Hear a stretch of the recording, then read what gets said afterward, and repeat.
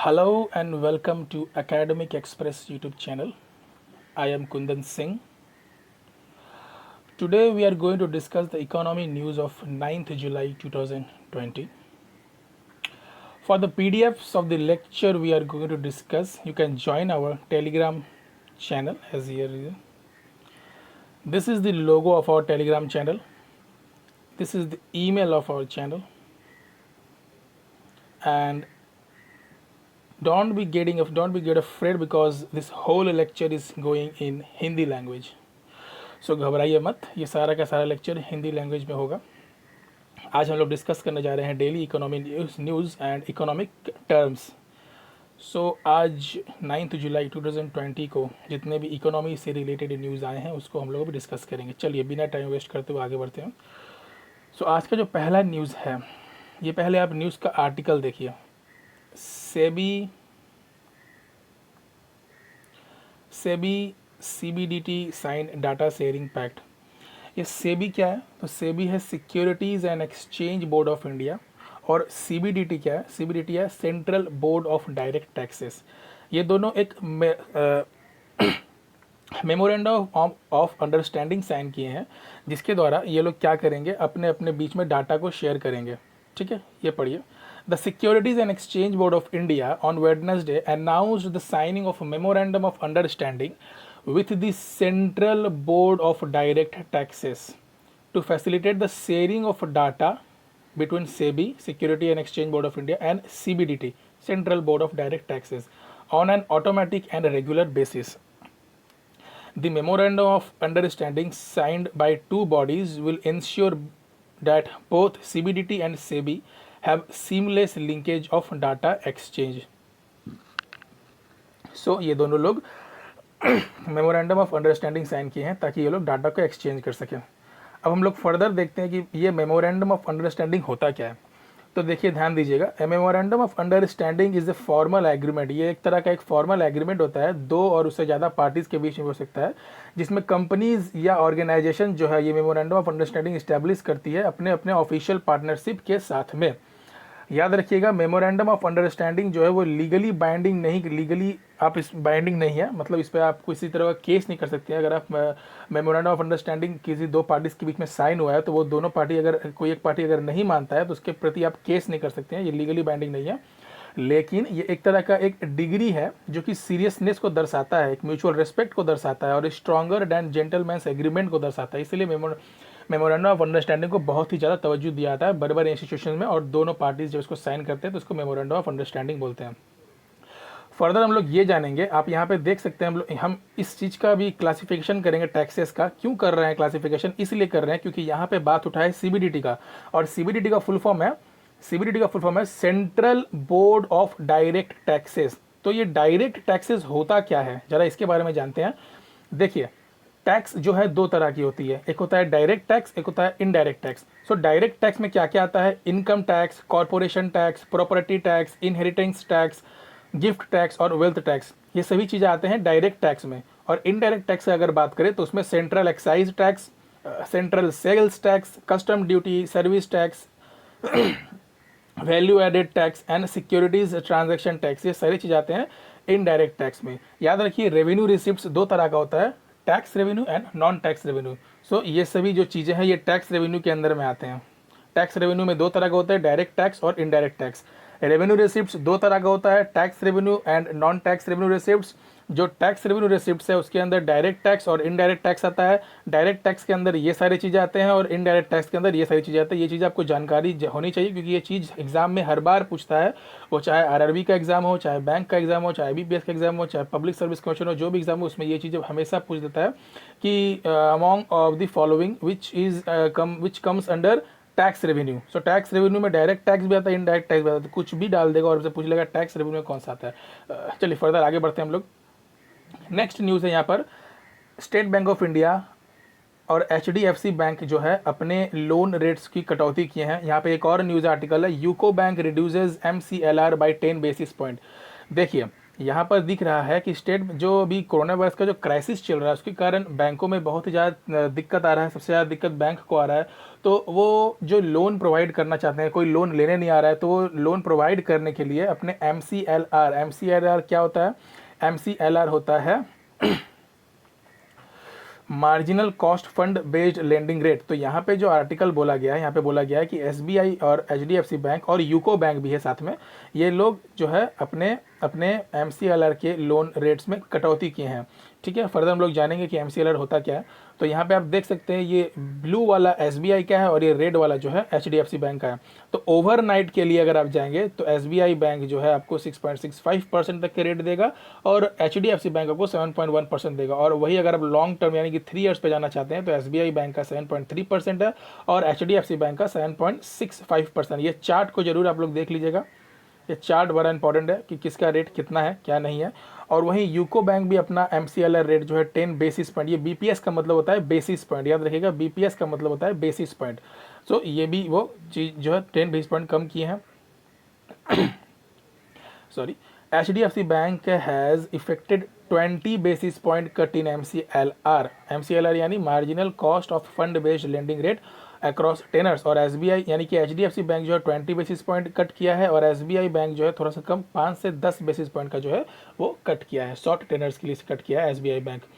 अच्छा, SBI bank 1 year marginal cost of fund based lending rate to which many of the consumer loans are linked will remain unchanged 7%। देखिए unchange 7% किसका बात कर रहा है? 1 साल का बात कर रहा है, 1 ईयर लोन। यहाँ पे चार्ट को जरा ध्यान से देखिएगा, यहाँ 1 नाइट ओवरनाइट है, 1 मंथ है, 3 मंथ्स है, 6 मंथ्स है और 1 ईयर। देखिए 1 ईयर का SBI का लोन 7% है और ये 1 ईयर है, और 1 ईयर का HDFC बैंक का लोन 7.5%। तो उसी चीज़ का यहाँ बात कर रहा है और यहाँ बोल रहा है कि अनचेंज्ड है और 7% यानी चेंज नहीं हुआ है after having been brought down by 90 basis point in 2020। और ये जो SBI जो अपने MCLR का रेट जो कट किया है ये 7वीं बार कट कर रहा है, इसी साल ये 7वीं बार कट कर रहा है। पिछले महीने ही 25 बेसिस पॉइंट कट किया था और अभी फिर से 5 से 10 बेसिस पॉइंट शॉर्ट टेनर के लिए फिर से कट कर दिया अक्रॉस ऑल टेनर्स। यहाँ पे आप देख सकते हैं Canara bank and bank of Maharashtra also announced cuts in their MCLR by 10 basis point and 20 basis point. यानी कैनरा बैंक जो है वो 10 बेसिस पॉइंट कट कर रहा है और महाराष्ट्र बैंक जो है वो 20 बेसिस पॉइंट, ये लोग भी MCLR कट कर रहे हैं। ये सारा रीज़न यही है कि जो कोरोना वायरस जो फैल रहा है उसके कारण लोन लोग नहीं ले रहे हैं, लोग के पास पैसा नहीं है, पैसा नहीं तो लोग लोन नहीं ले रहे हैं। तो ये MCLR क्या है आपको अब समझ में आएगा कि MCLR रेट को कट करने से फ़ायदा क्या है। ये देखिए, पहले ये पढ़ते हैं हम लोग MCLR क्या होता है। देखिए MCLR क्या होता है, उससे पहले ये जानिए कि अच्छा ठीक है, पहले ये पढ़ लेते हैं। देखिए it refers to the minimum interest rate of a bank below which a bank can not lend. समझे इस बात को?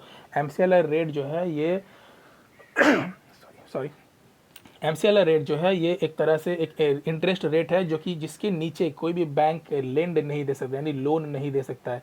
हर एक, आप जानते हैं कि हम लोग अगर बैंक से लोन लेंगे तो हम लोग को इंटरेस्ट देना पड़ता है, इंटरेस्ट रेट लगता है उस पर कुछ, तो वो जो है बैंक कितना तक लेगा वो MCLR तय करता है।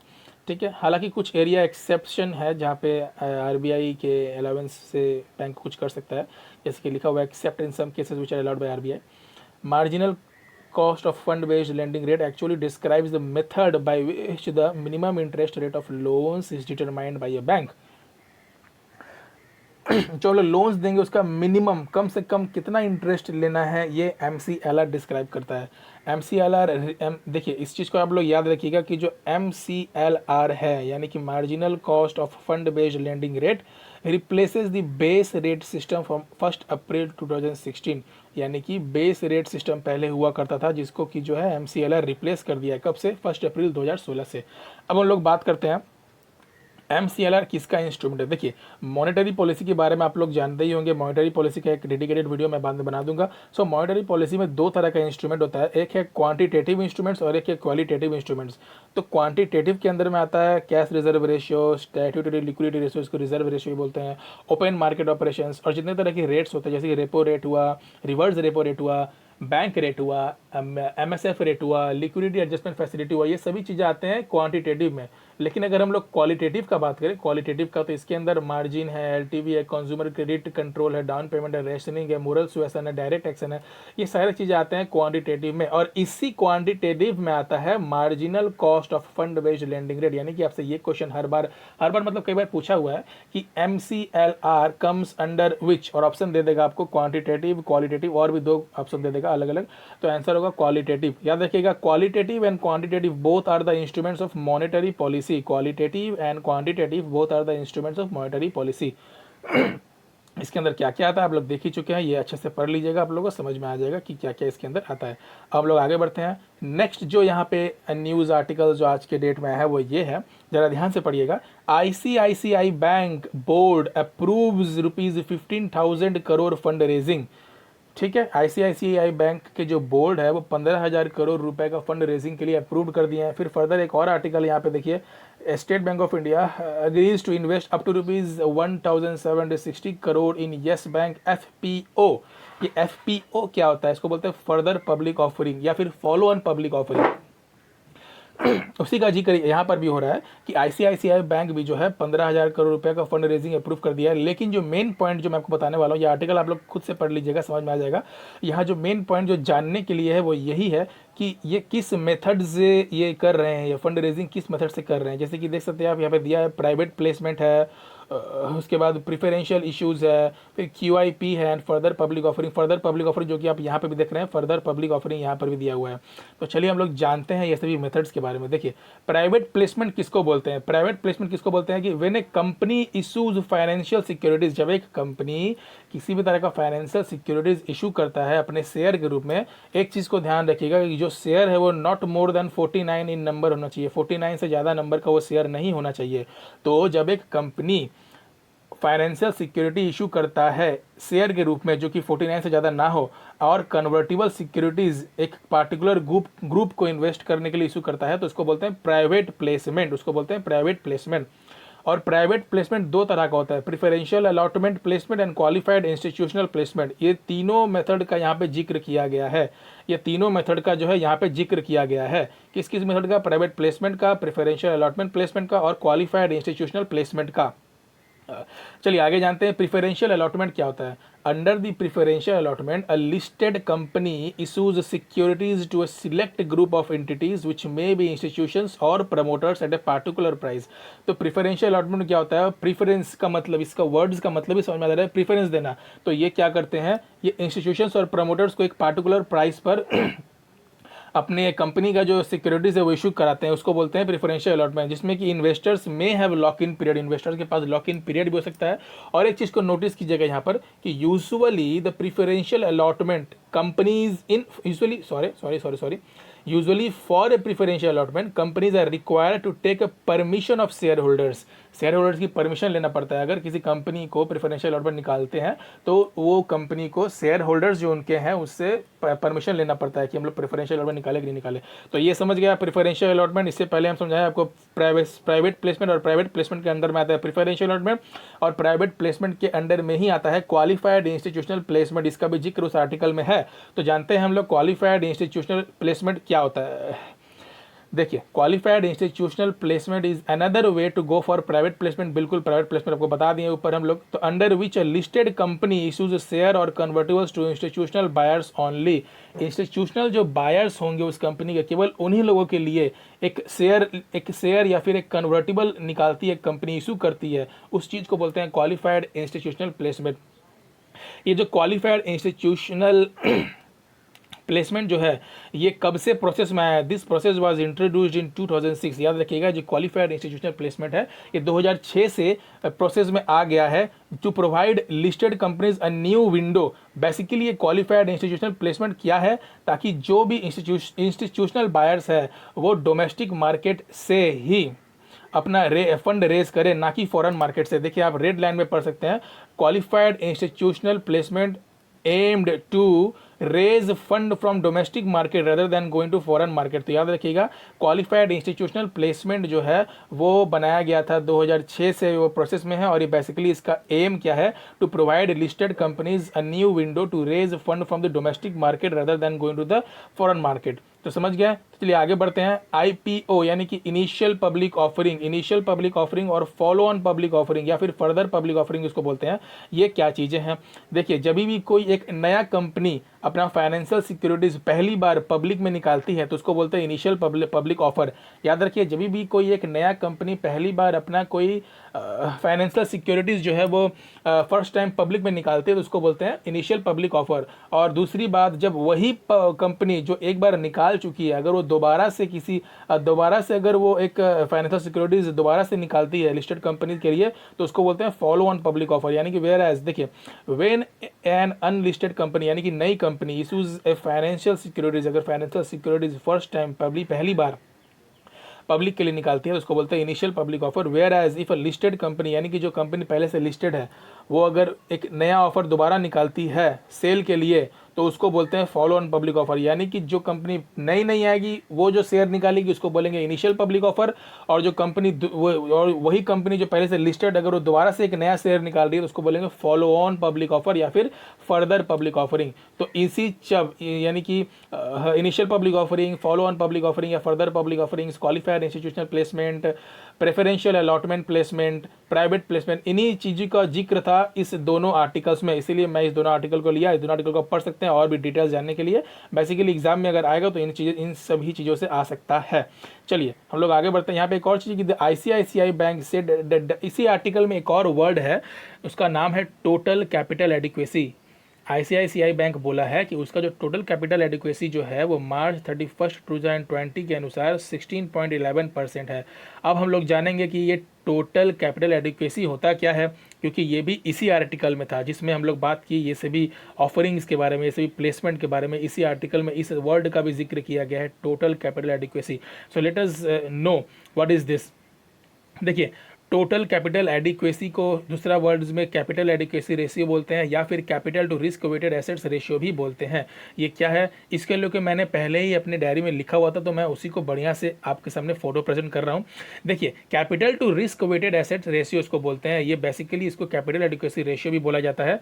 और ये क्या है, it is a measurement of a bank's risk weighted credit exposure. याद रखिए, बैंक का मेजर करता है कि तुम जितने भी अपने एसेट्स को जो दिए है उसमें कितना % रिस्क आ रहा है। It is used to protect depositors. It is used to protect depositors and promote the stability and efficiency of financial systems around the world. आप इस पेपर को, ये जो मेरा लिखावट पेपर, इसको अच्छे तरीके से अगर आप पढ़ेंगे तो आपको समझ में आ जाएगा ये बेसिकली होता क्या है। बहुत ही डिटेल्स में फुल्ली न्यूज़ के साथ मैं इसको लिखा हूँ। देखिए ये जो capital to risk weighted assets ratio का जिसके बारे में जिक्र हो रहा है, टोटल कैपिटल एडिक्वेसी के बारे में, ये दो तरह का होता है, टीयर 1 कैपिटल और टीयर 2 कैपिटल। शायद टीयर 3 भी होता है, देखना पड़ेगा। टीयर 1 और टीयर 2 के बारे में लिखा हूँ यहाँ पर। टीयर 1 किसको बोलते हैं, वह capital which can observe losses without bank being required to cease trading. वह कैपिटल जो कि लॉसेस को एब्जॉर्ब कर सकता है बिना बैंक के ट्रेडिंग को सीज किए हुए, वो जो है अपना जो लॉसेज है उसको एब्जॉर्ब कर सकता है। और टीयर 2 कैपिटल किसको बोलते हैं, जो कि which can observe losses in the event of a winding off so provides lesser degree of protection. Tier 2 capital जो है वो it provide lesser degree of protection, whereas tier 1 capital जो है provides compare to higher degree of protection. ठीक है, tier 1 capital में bank को cease नहीं करना पड़ता है, वेयर एज टीयर 2 कैपिटल में बैंक को सीज करना पड़ता है। चलिए हम लोग बात करते हैं टीयर 1 कैपिटल में क्या क्या आता है। It consist of equity capital, ordinary share capital, intangible assets and audited revenue reserves. याद रखिएगा, ये चीज़ें बहुत इंपॉर्टेंट है, हर बार पूछ सकती है कि among of all these option which comes under the tier 1 capital of total adequacy ratio. और ऑप्शन में आपको इक्विटी कैपिटल दे देगा और कुछ इसका दे देगा, कुछ उसका दे देगा, तो जो इसका आंसर होगा वही राइट होगा। आपको रिमेंबर करना होगा, जो इसका आंसर होगा वही राइट होगा। तो क्या बोले हम, टीयर 1 कैपिटल में क्या क्या आता है। टीयर 1 कैपिटल में आता है equity capital, ordinary share capital, intangible assets and audited revenue reserves. और टीयर 2 कैपिटल में क्या क्या आता है, it consist of unaudited retained earnings. Audited revenue reserves आता है टीयर 1 में और अनऑडिटेड रिटेन्ड अर्निंग्स आता है टीयर 2 में। अनऑडिटेड रिजर्व्स भी टीयर 2 में आता है और जनरल लॉस रिजर्व्स भी टीयर 2 में आता है। एक चीज़ और यहाँ पे नोटिस करने वाली बात है कि द बेसल 3 नॉर्म्स के अनुसार the Basel 3 norms of stipulated capital to risk weighted asset ratio के लिए बेसल 3 जो है 8% का नॉर्म्स के लिए रिकमेंड किया है। ये चीज़ भी याद रखिएगा, 8% का नॉर्म्स के लिए रिकमेंड किया है। चलिए आगे बढ़ते हैं हम लोग। यहाँ पर एक आर्टिकल्स था जिसको आप पढ़ सकते हैं। Solar manufacturer seek pass through of panel BCD। ये बेसिकली क्या था कि जो गवर्नमेंट है मेक इन इंडिया को बढ़ावा देने के लिए वो चाहती है कि सारी की सारी चीज़ें इंडिया में बने, इसलिए जितने भी कंपनीज सोलर पैनल का इंपोर्ट करते हैं उस पर एक बेसिक कस्टम ड्यूटीज़ लगा दे रही है। तो आपका काम ये है कि ये बेसिक कस्टम ड्यूटीज़ क्या होता है इसके बारे में कमेंट सेक्शन में बताइएगा मुझे। इस आर्टिकल को मैं आपके लिए छोड़ रहा हूँ, ये बेसिक कस्टम ड्यूटीज़ क्या होता है इस बारे में बताइएगा। इस आर्टिकल को जरूर पढ़िएगा, जब मैं इसको प्रोवाइड कर दूंगा इस अपने टेलीग्राम चैनल पर, तो इस आर्टिकल को आप पढ़िएगा और समझिएगा कि बेसिक कस्टम ड्यूटीज़ क्या होता है। Other important economic news. चलिए यहाँ तक जो मैंने आपको सारा का सारा आर्टिकल्स डिटेल में बता दिया, अब और भी जो एक्स्ट्रा में जो इकोनॉमिक न्यूज़ आया है उसके बारे में बात करते हैं। Karur Vysya Bank has entered into a corporate agency partnership with Bajaj Allianz life to offer the life insurance solution of the latter to its customers.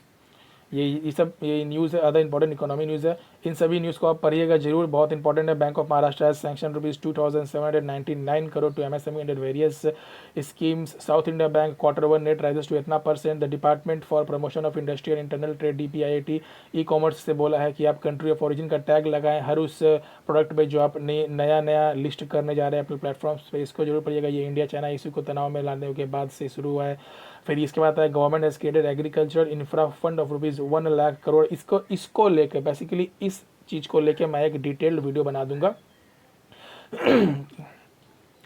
क्या बोलता है ये कि गवर्नमेंट जो है कल एक एग्रीकल्चरल इंफ्रास्ट्रक्चर फंड क्रिएट किया 1 लाख करोड़ का, जो कि लोन प्रोवाइड करेगी वेरियस सेक्टर को जो कि फार्म या फिर farm processing based activities in rural area से रिलेटेड होंगे।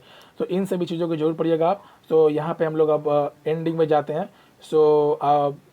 ये यहाँ तक हम लोग का हो गया एंड। आज का आर्टिकल्स इकोनॉमी से रिलेटेड जितना भी था सभी मैं आपको बता दिया हूँ।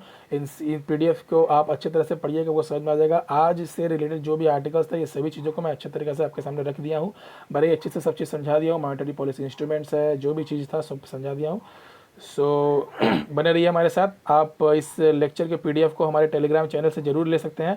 हमारा टेलीग्राम चैनल का नाम है एकेडमिक एक्सप्रेस, यहाँ पे नाम देख सकते हैं आप, एकेडमिक एक्सप्रेस है। और जो टेलीग्राम चैनल का जो लोगो है बिल्कुल यही लोगो है, रेड बुक लिया हुआ एक लड़का ये लोगो है हमारे टेलीग्राम चैनल का। ये हमारा ईमेल है, ईमेल में आप कुछ ईमेल कर सकते हैं अगर जानना होगा आपको तो। ये आज का न्यूज़ था 9 जुलाई 2020 और मैं कुंदन सिंह। बने रहिए हमारे साथ, खुश रहिए, पढ़ते रहिए। Signing off, thank you.